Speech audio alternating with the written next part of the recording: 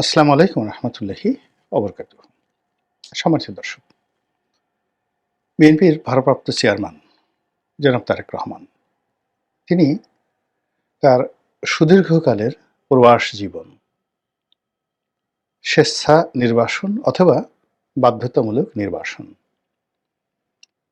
সব অতিক্রম করে আগামী 25শে ডিসেম্বর 2025 সাল বাংলাদেশে প্রত্যাবর্তন করবেন। বিএনপি তাদের যে সর্বোচ্চ নেতা তার এই আগমনকে ল্যান্ডমার্ক এবং গ্র্যান্ড রিসিপশনে পরিণত করার জন্য সর্বোচ্চ চেষ্টা এবং তদবির চালিয়ে যাচ্ছেন। তারা প্রচার চালাচ্ছেন খুব অল্প, কিন্তু তাদের যে সাংগঠনিক ক্ষমতা সেই সাংগঠনিক ক্ষমতার সর্বোচ্চ পরাকাষ্ঠা তারা 25 তারিখে দেখানোর চেষ্টা করবেন। বিএনপি আশা করছে যে এই শহরে, এই ঢাকাতে এত মানুষের সমাবেশ হবে যা দেখে মানুষ স্তম্ভিত হয়ে যাবে। এই শহরের বহু মানুষ, এই শহরে 2.5 কোটি মানুষ বসবাস করে। এই 2.5 কোটি মানুষের মধ্যে শক্তিমান, সামর্থ্যবান অন্তত অর্ধেক মানুষ, 50% মানুষ সেদিন রাজপথে নেমে আসবে। মানে 1.25 কোটি মানুষের মধ্যে আমরা তো এই যে 2.5 কোটি মানুষ ধরি, তো নারী, পুরুষ, আবার বৃদ্ধ বনিতা।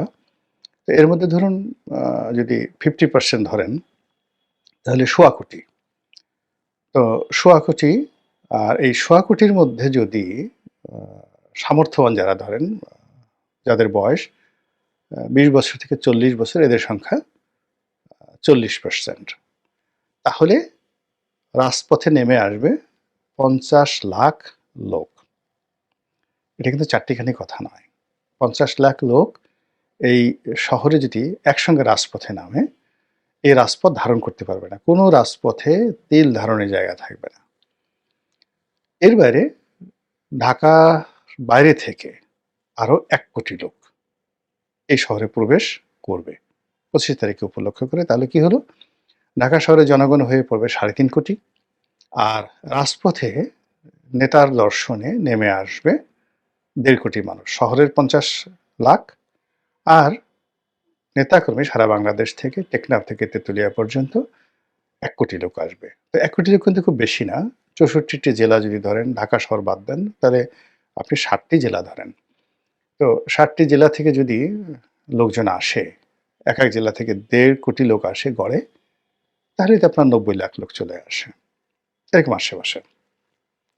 তো সেই হিসেবে 1.5 কোটি লোক ঢাকা শহরে আসবে, এবং সেই ঢাকা শহরে 1.5 কোটি লোক যদি আসে, তাদেরকে জায়গা দেওয়া, তাদেরকে ম্যানেজ করা, সব মিলিয়ে বিএনপি রীতিমতো গলদঘর্ম হয়ে যাচ্ছে।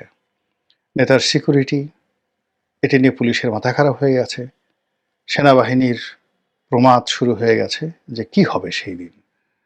এরপর দলের পক্ষ থেকে তাকে ব্যক্তিগত নিরাপত্তা দেওয়ার জন্য একটা চৌকুশ নিরাপত্তা টিম তৈরি করা হয়েছে।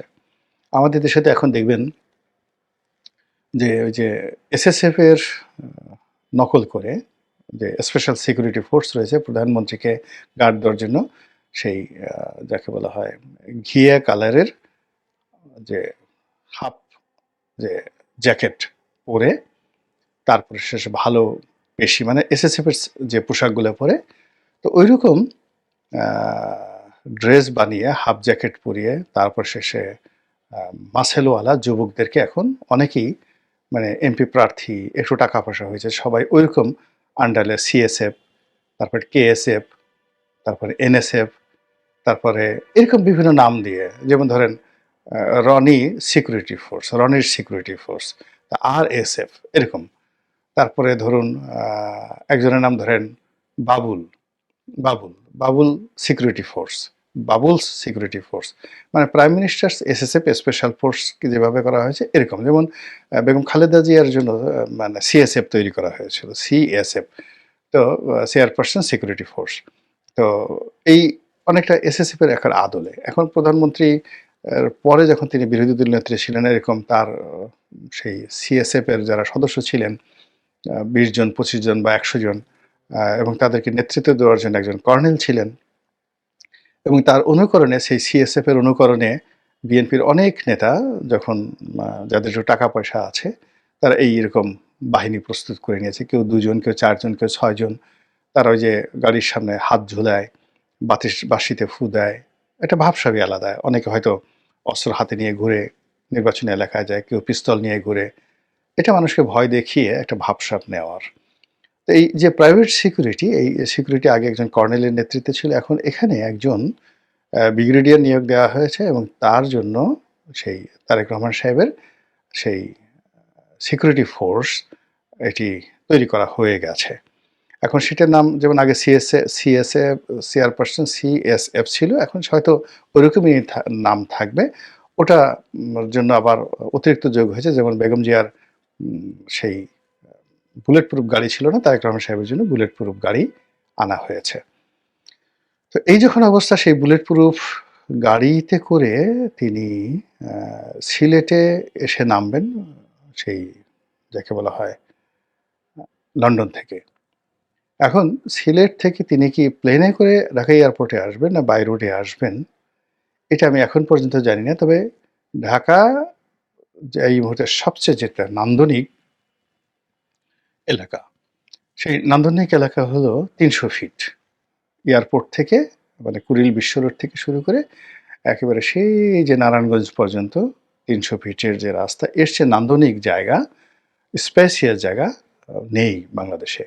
ঠিক এই জায়গাটিকে একটা মেলা করার জন্য, একটা বাণিজ্য মেলার সময়তে পূর্বাচলে যাওয়া হয়, মানে তখন এই ৩০০ ফিটটি ব্যবহৃত হয়। তো এই ৩০০ ফিটটিকে বন্ধ করে যদি ২৫ তারিখে যেদিন বন্ধ হবে, মানে ওই দিন সরকারি ছুটি, তো ওখানে যদি বিএনপির সেই চেয়ারপারসনের বা চেয়ারম্যানের গণসংবর্ধনা অনুষ্ঠিত হয়, তাহলে হয়তো দেখা গেল পুরো ৩০০ ফিটে ৩০-৪০ লাখ লোককে জায়গা দেওয়া যাবে, আর বাকি লোকগুলো শহরের বিভিন্ন এলাকাতে থাকবে ১.৫ কোটি লোকের মধ্যে, এবং তারা সবাই এগুলো সব টেলিভিশন বলেন, অন্যান্য জায়গাতে বলেন, লাইভ টেলিকাস্ট হবে। মানুষ যার যার অবস্থান থেকে বুঝতে পারবে নেতা আসছেন।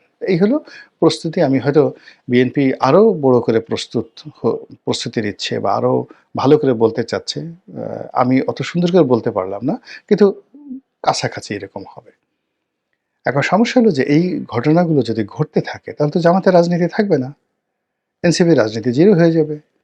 তারেক রহমান সাহেব যেদিন অফিসে বসবেন, সেদিন সব আকর্ষণ তাকে কেন্দ্র করে হবে। আমাদের দেশে তো মানুষ মানে সবসময় হাওয়া যেদিকে যায় সেদিকে পাল তুলে দেয়, এবং স্রোতের বিরুদ্ধে দাঁড়ানোর মতো আমাদের এই সমাজে কোনো লোক নেই। আমাদের দেশে যখন গণজাগরণ মঞ্চ হয়েছে, সব মানুষ, মন্ত্রী, এমপি, সেনাপ্রধান থেকে শুরু করে সব মানুষ ইমরান এই সরকারের ব্যাগ টেনেছে। আমাদের দেশে যখন সেই আহমেদ শফি সাহেবের ডাকে হেফাজতের সেই শাপলা চত্বরে সবাই ঐক্যবদ্ধ হয়েছে, সব মানুষ, এরশাদ সাহেবের মতো মানুষ, বড় বড় মানুষ হুজুরের কদম বসে নেওয়ার জন্য গেছেন, দাঁড়ায় দাঁড়ায় রাস্তায় পানি বিলি করেছেন।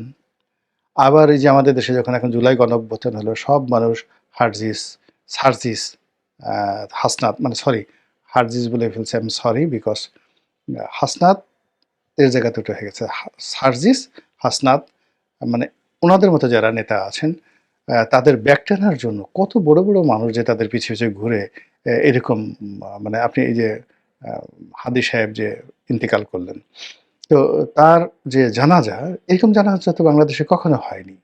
৩ বাহিনী প্রধান আসলেন, সবাই রাজনীতিবিদরা চলে গেলেন, সব মিলিয়ে ঠিলে। এই কারণ হলো জনগণ যেদিকে যাচ্ছে সেই দিকে মানুষ যাবে। তো তারেক রহমান সাহেবকে কেন্দ্র করে যদি এই যে জনাব উসমান হাদির জানাজাতে যে পরিমাণ লোক হলো, তার দ্বিগুণ, ৩ গুণ, ৪ গুণ লোক যদি হয়ে যায়, তাহলে আপনি বোঝার চেষ্টা করুন সকল রাষ্ট্রযন্ত্র, প্রশাসন যন্ত্র সবকিছু সেই বিএনপি কেন্দ্রিক, তারেক রহমান কেন্দ্রিক এটা পরিণত হয়ে যাবে। এবং এটা কোনো অবস্থাতে ইলেকশনের আগে আপনি এটা নিতেই পারবেন না। মানে তিনি বাংলাদেশে পা দেওয়ার সঙ্গে সঙ্গে এইরকম একটি সংবর্ধনার যদি আয়োজন করা যায়, তাহলে তিনি হবেন বাংলাদেশের অঘোষিত প্রধানমন্ত্রী। A king without kingdom, without Throne, কিংবা ওই মাথায় যে মুকুট পরে, সেই সেই মাথার মুকুটহীন একজন সম্রাট হয়ে পড়বেন তিনি।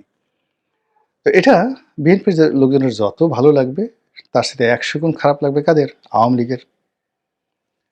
১০০ জনের ১০০ গুণ খারাপ লাগবে যারা আগামীতে রাষ্ট্র ক্ষমতা আসতে চায় সে সকল নেতা, যারা এই মুহূর্তে ক্ষমতা আছেন তাদের সবাইকে মানে ওই গণসংবর্ধনায় জনাব তারেক রহমান সাহেবকে দেখলে মনে হবে তার মানে সেই মস্তক আকাশ স্পর্শ করেছে। এত বড় মনে হবে মানুষের মধ্যে, মানুষের নেতা। এটা দেখলে একবার চিন্তা করেন তো ডক্টর মোহাম্মদ ইউনূসের মন ভালো হবে না খারাপ হবে? কেমন লাগবে বলেন তো? তো এরকম যারা বিভিন্ন লোকজন আছেন অনেকের কষ্ট হবে, অনেকের হিংসা লাগবে এবং অনেকের রাজনৈতিক ভবিষ্যৎ নষ্ট হয়ে যাবে তারেক রহমান সাহেব আসলে। ফলে ২৫ তারিখ নিয়ে খোদ বিএনপির মধ্যে বহু বিতর্ক রয়েছে, বহু যাকে বলা হয় সন্দেহ রয়েছে, অবিশ্বাস রয়েছে। আসলে নেতা শেষ পর্যন্ত আসবেন কিনা, আসতে পারবেন কিনা? আর প্রতিপক্ষ যারা আছে তারা তো কেল্লাফতে আসতেই পারবে না। এরপরেও উভয় পক্ষ কিন্তু ২৫ তারিখকে কেন্দ্র করে নানা রকম প্রস্তুতি নিচ্ছে। বিএনপি যেভাবে প্রস্তুতি নিচ্ছে, বিএনপি যারা প্রতিপক্ষ তারাও প্রস্তুতি নিচ্ছে। এখন ধরুন বিএনপির প্রতিপক্ষ এই সম্মেলনটিকে কেন্দ্র করে সম্মেলনটিকে কেন্দ্র করে যদি তারা প্ল্যান করে, প্রোগ্রাম করে এবং সেটা তারা করবে না কেন? এবং ওই একই দিবসে যদি তারা কাছাকাছি গুলশান, বনানী, হাতিরঝিল এই সমস্ত এলাকাতে যদি তারা প্রোগ্রাম দিতে থাকে এবং সেই প্রোগ্রামগুলো খুব অদ্ভুত। যেমন দেখা গেল এই যে ভারতীয় দূতাবাস ঘেরাও হবে ২৫ তারিখে। তাহলে এই যে উসমান হাদির যে স্পিরিটটা এই মুহূর্তে আছে, জানাজার মাধ্যমে এটা হয়েছে, এটাকে টার্গেট করে যদি ২৫ তারিখে ভারতীয় দূতাবাস ঘেরাও করা হবে, যেটা সেই অনুসন্ধানী সাংবাদিক জুলকার নাইন থেকে শুরু করে আরো অনেকে বলার চেষ্টা করছেন আগের থেকে, এটা ওপেন সিক্রেট।